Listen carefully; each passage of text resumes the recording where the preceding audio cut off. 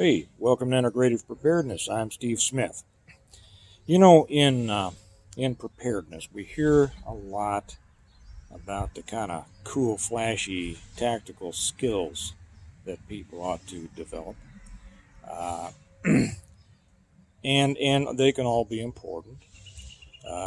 50 different ways to start a fire is cool, and you might actually use a couple of them.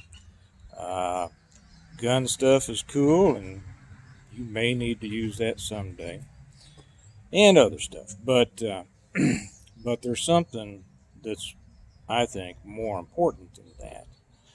It's kind of a secret skill that most people don't even think about, but will help you not only in an SHTF situation, but in your daily life right now. Excuse me, I can't quite see whether we're right here. It's kind of a that's all right. You don't care.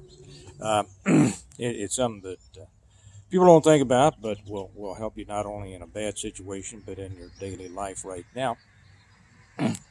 Um, we were having church a couple of days ago. We have home church. The reason that we do is because I've quit just about every church. Well, not just about. I've quit every church that I've belonged to and that we've gone to over theological differences with a, shall we say, socially developing clergy or other things where I think they've kind of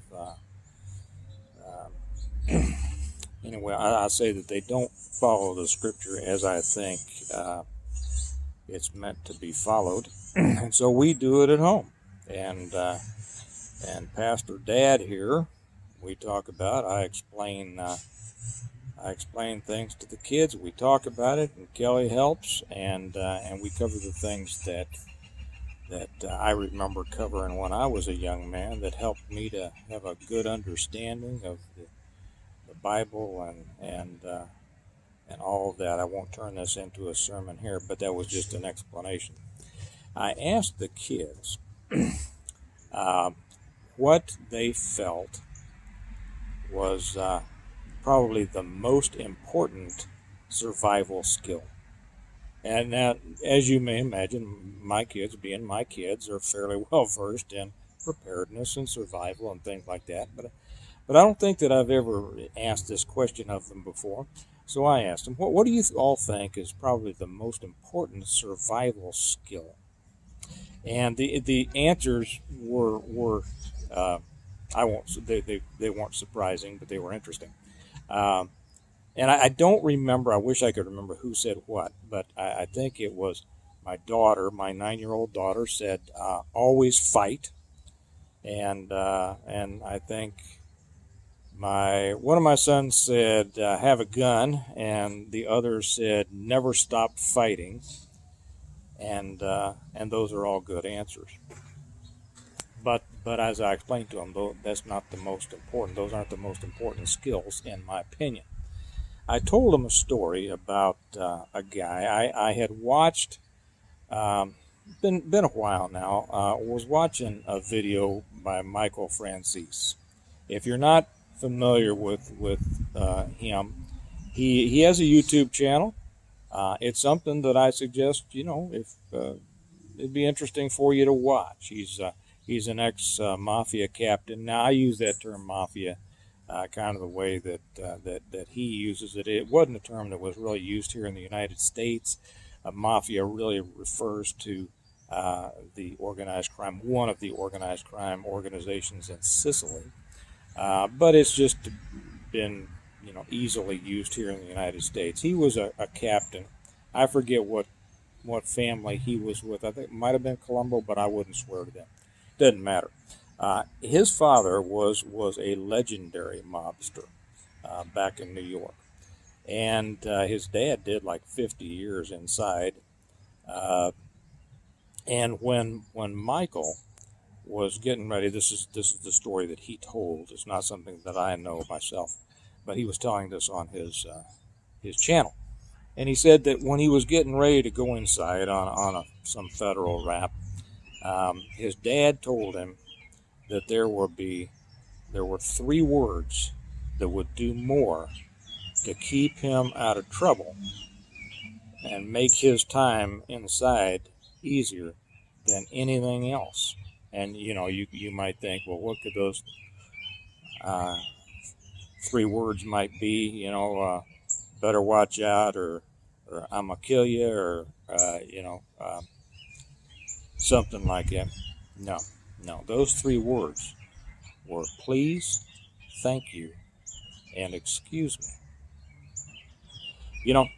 Out here in the world, I'm still amazed at how often I see bad behavior, rude behavior, uh, chest thumping, in your face, so-called alpha male behavior, argumentative behavior.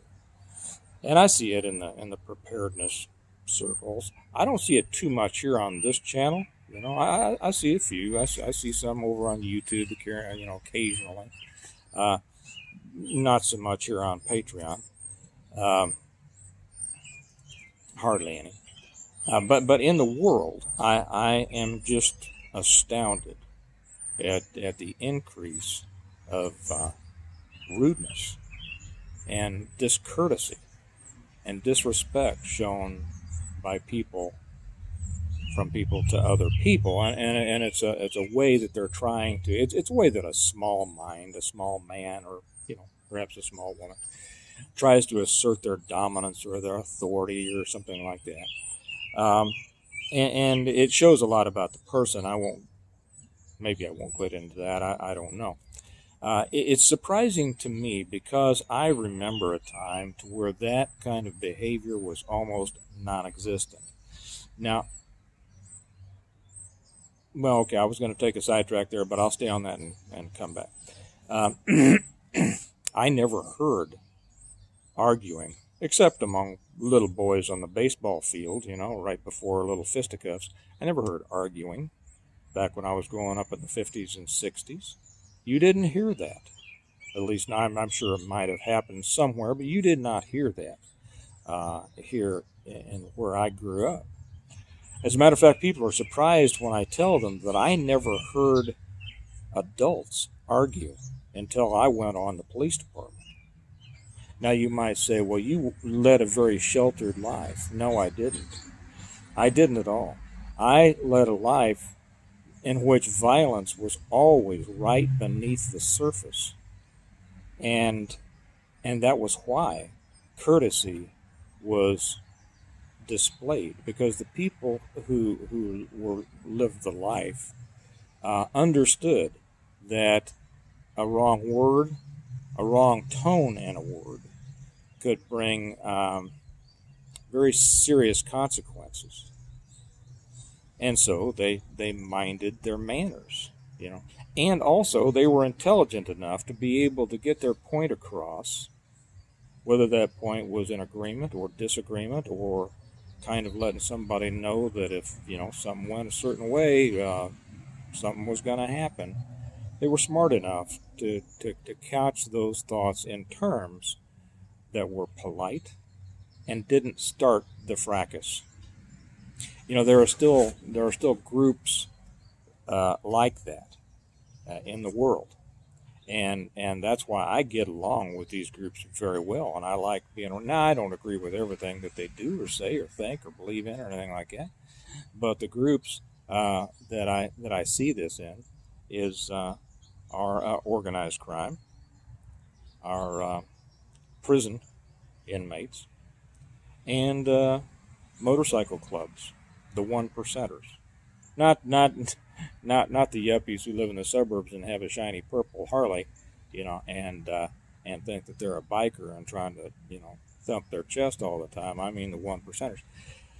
And the reason for that, now, not that they don't get, every one of those groups, not that they don't, erupt into violence occasionally, but that's why they tend to be very polite and straight and courteous in their speech with each other, because they know that the slightest show of discourtesy or disrespect is going to be called on. They're going to be called on. and then it's gonna go. So the only reason they would be disrespectful would be if they wanted to start something going. Um, People would do a lot, would do themselves well to think about this. When times get, in the day now, you can go out there and act just about any way you want to, and people won't call you on it. They'll just argue, and people will get all huffy and puffy, and um, because the world, the battlefield of the words and the mouth and the argument is the only battlefield that they know. And so they're comfortable in that, so they get mouthy. I see it. Oh, well, I'm not going to get into that story. I'll probably get into that story on another one because it involves a good friend of mine. But that's what they know, and what they don't realize that in if they come up against someone who operates on the level I was talking about before, things can go very, very badly for them. And if things start to deteriorate in society, as things start to go down, we see the devolution of our society continuing on a daily basis.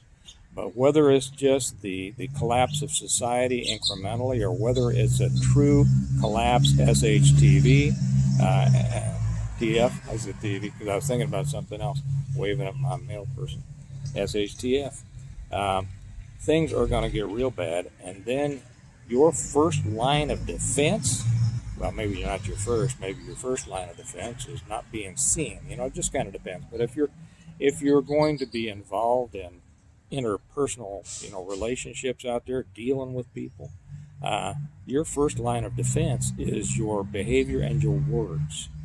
Carrying yourself well, carrying yourself, like you're not a patsy, but you're not a bully. Carrying yourself as if you know what's going on and can handle yourself, but then speaking courteously and respectfully to the people around you. And you'll be surrounded by people who aren't doing that, who'll be yelling and screaming and trying to push their weight around. And those are some of the people that'll be the first to take themselves into a situation where they could be taken out real quick by somebody who says, hey, I don't have to take this anymore. There's no law. There's nobody's going to take me to jail for popping this guy. So guess what? Your thoughtless comment just got you capped. Okay. I explained that to my kids, and I explained to them the importance then of treating each other and everyone with courtesy. Now, I don't say necessarily with respect, because I treat people with respect who have earned my respect. Okay, respect is not the same as courtesy. I treat everyone courteously, and even up until it's time to do something different. But that's going to keep you out of more situations, more problems than pretty much anything. And that can go into your interactions with the police, with the military. If you find yourself in a situation, and they may get pretty mouthy with you, but you have the decision and the power over your own mouth, and realize I might actually call this strategic communication. I'm sure somebody has already made that up and written 5 books on it, and they teach it in some special class somewhere. But strategic, tactical communications means that you're always in control of what you say and how you say it, and you're responsible for how that will be taken by the average, sane. That's a spectrum, isn't it? Person.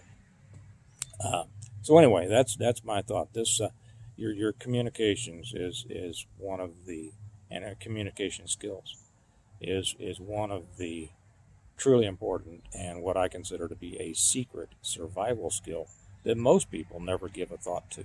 So I'll leave it at that. Remember that we prepare well today in order to live well tomorrow. And you know what? If you're interested in this kind of stuff, a preparation might be delving into a little bit about some of these groups and their rules of communication, because if